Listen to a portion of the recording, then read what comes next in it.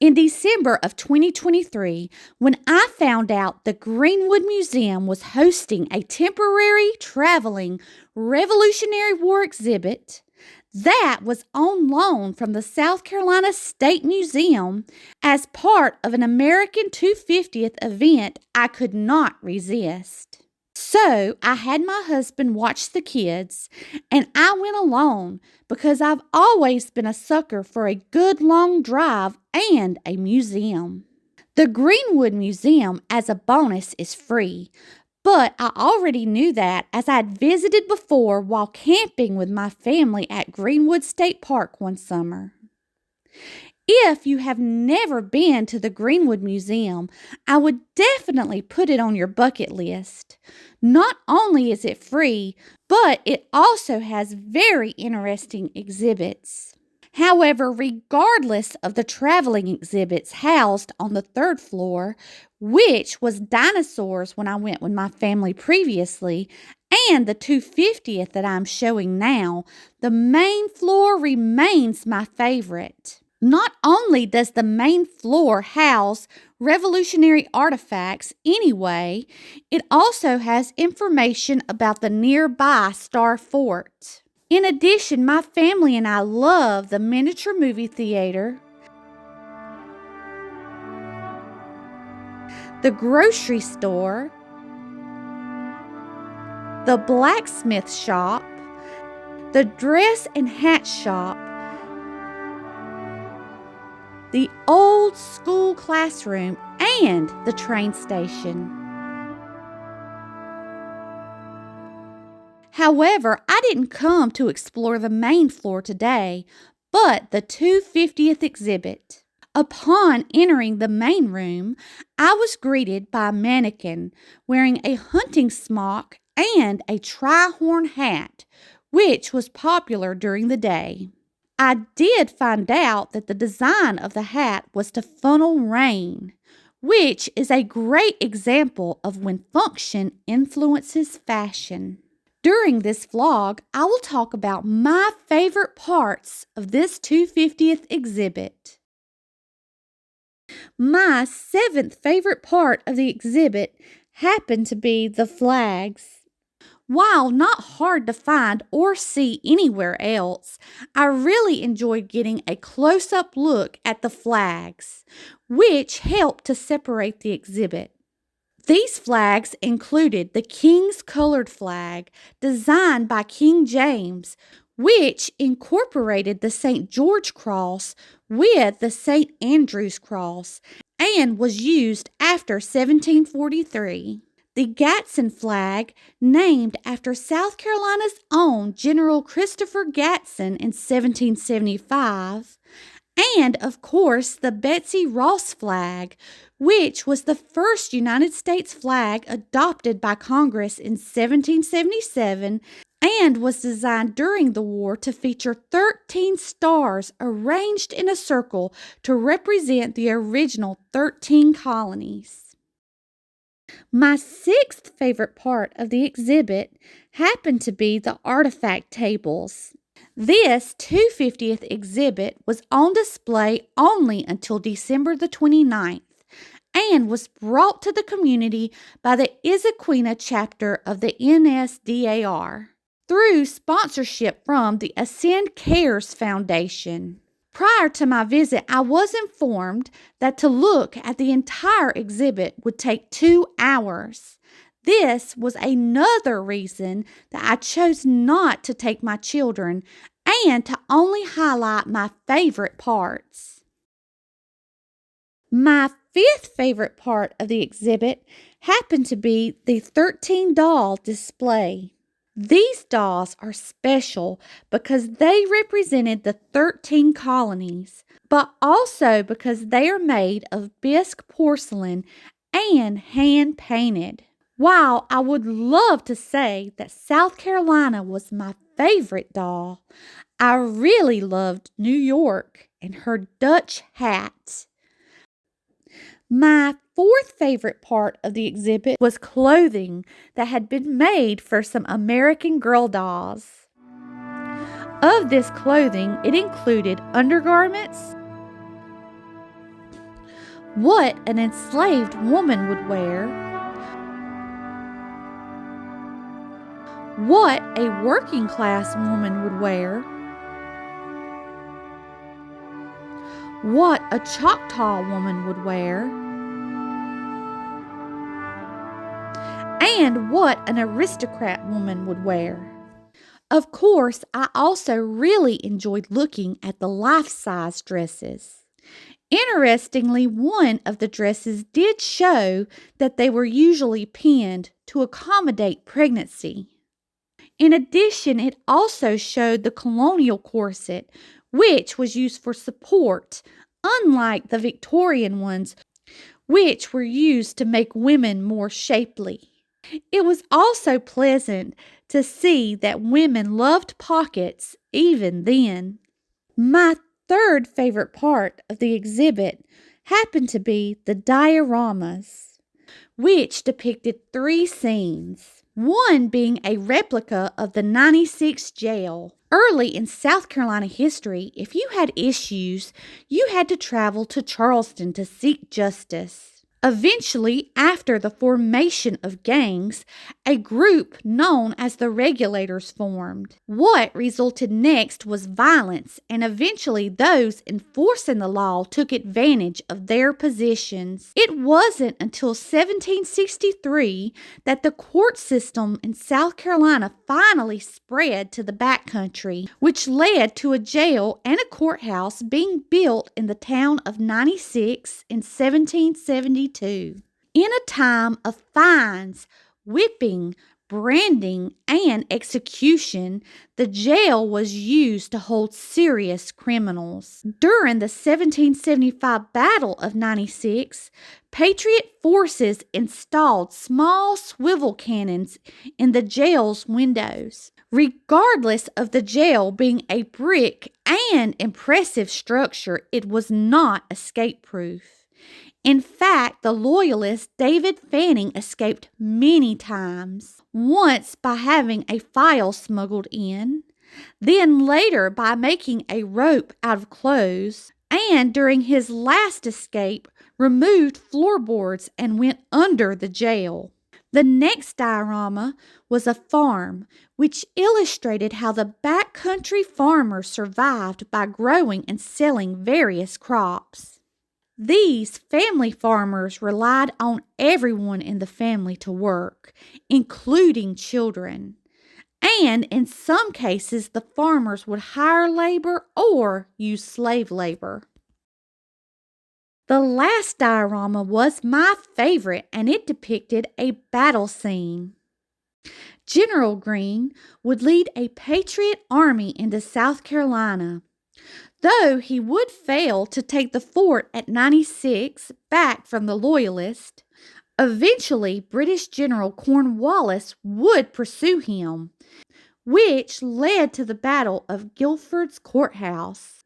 While this was technically still a British victory, the fight weakened Cornwallis's army so much they had to establish a base at Yorktown, Virginia.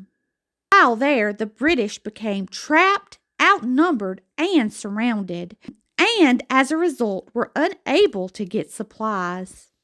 After 3 weeks of using cannons to bombard the Yorktown, on October the 14th, during a moonless night, the French and American patriots attacked, carrying unloaded muskets to avoid accidentally firing. This particular scene shows a special unit which was under the overall command of Alexander Hamilton and includes the Continental Light Infantry and the Rhode Island Regiment.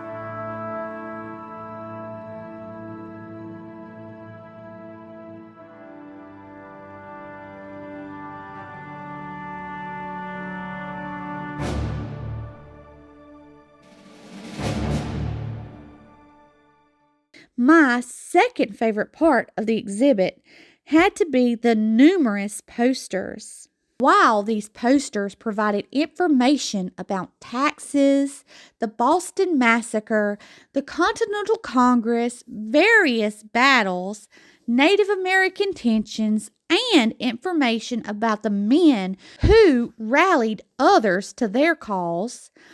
My favorite part of reading these posters was, of course, learning things that I had never heard before.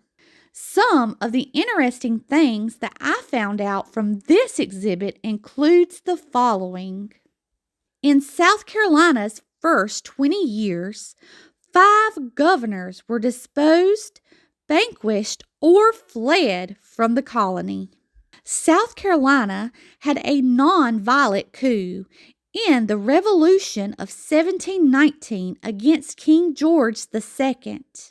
However, it failed as South Carolina did need help from England in the French and Indian War.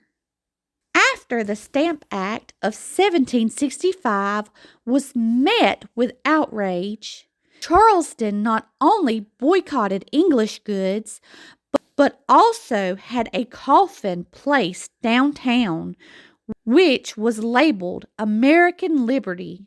As a result, Lieutenant Governor Bull moved the stamped paper to Fort Johnson in South Carolina.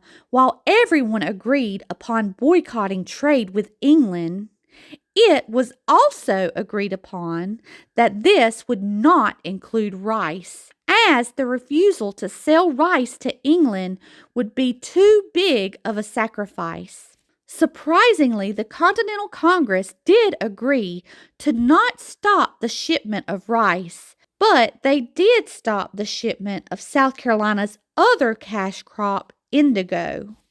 I did not realize that after the Battle of Lexington and Concord in Massachusetts, it was 14 months later before America declared its independence.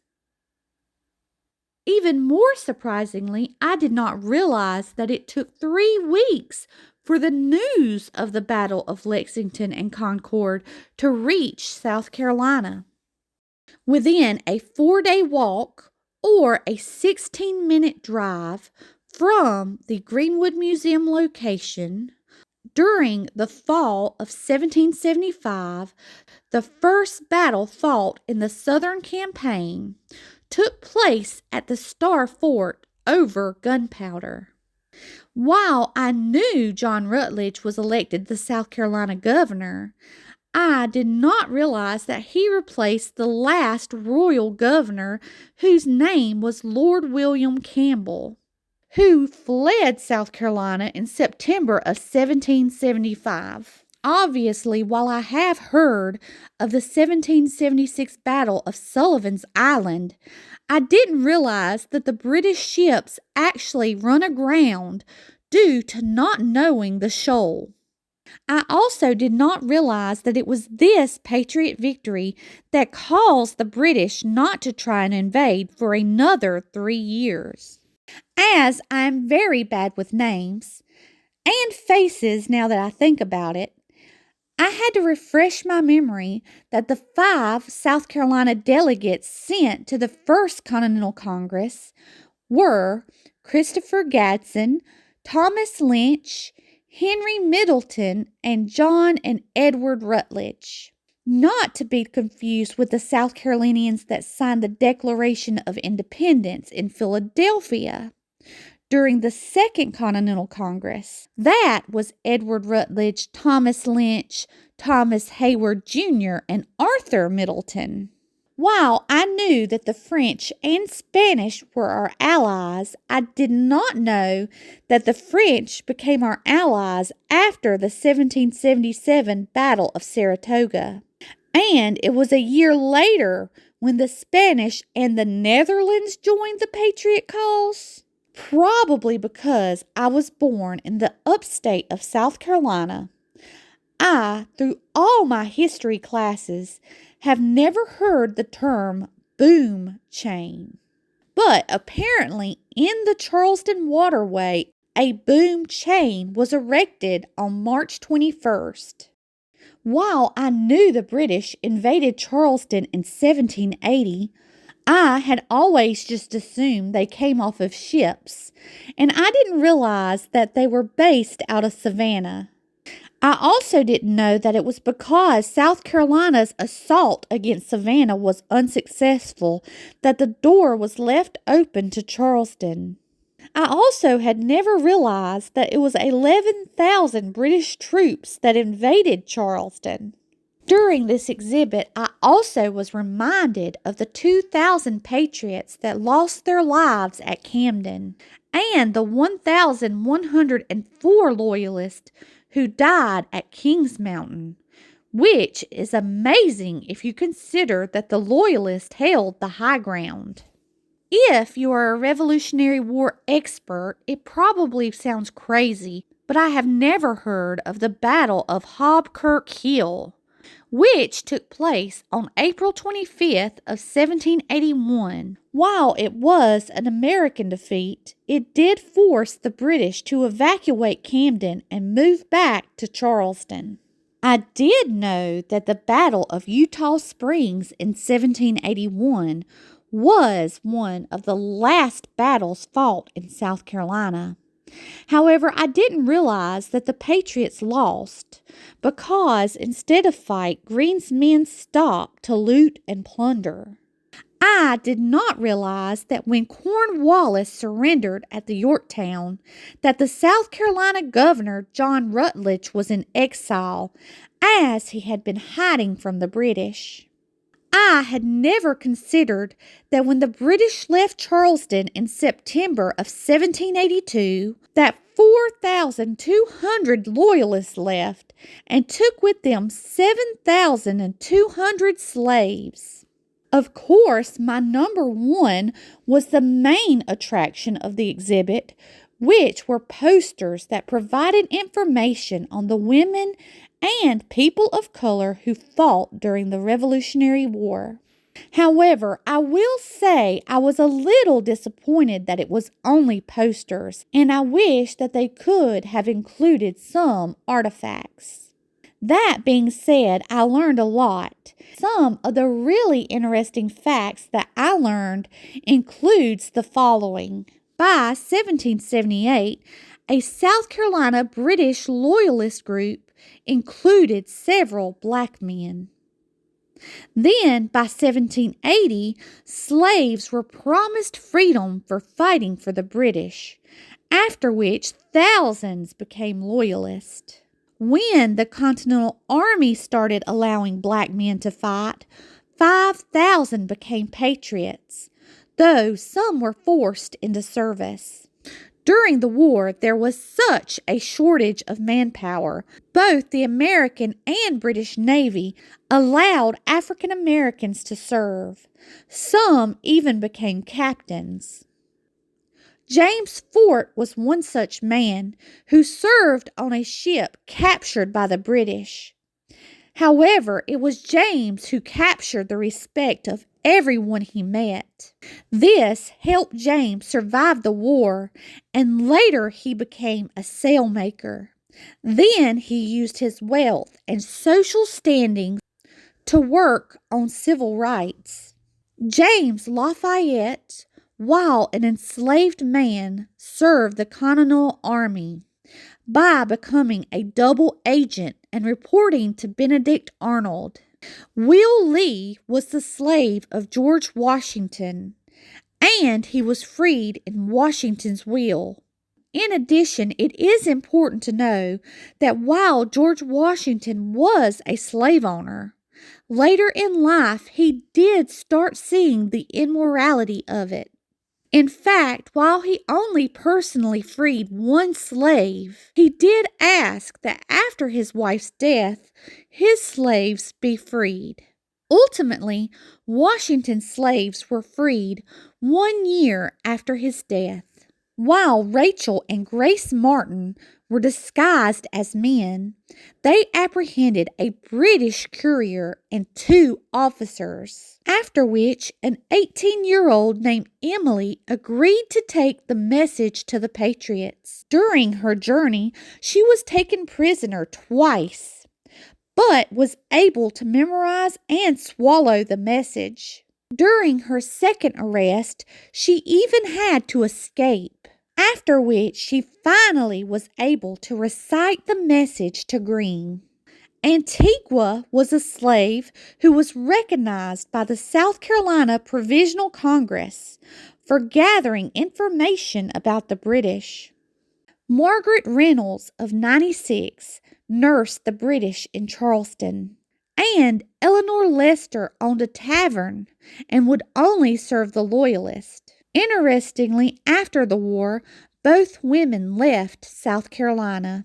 Rebecca Mott's home was seized and turned into a fort. When Francis Marion decided it was necessary to destroy the fort, Rebecca provided a bow and arrow, which was used to set her home on fire.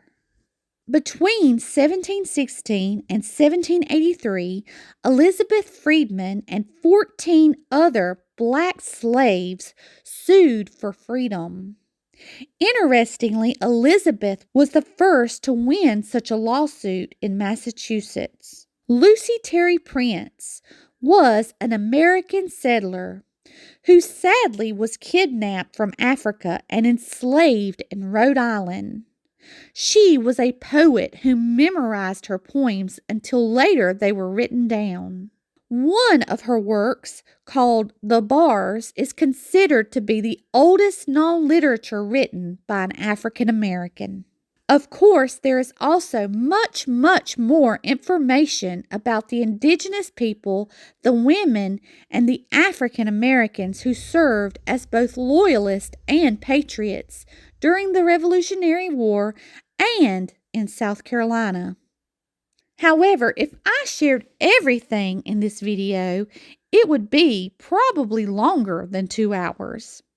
And you wouldn't seek out this fabulous traveling exhibit.